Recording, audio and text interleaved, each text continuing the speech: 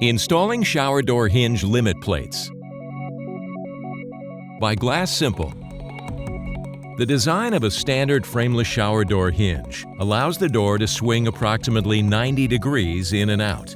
In some cases, some objects such as wall-mounted towel bars, robe hooks, and toilets impede the swing of the door. The hinge limit plates are a great option for stopping the door and ensuring that it does not collide with these objects. Hinge limit plates are simple to install and offered in a variety of finishes to match the hinges.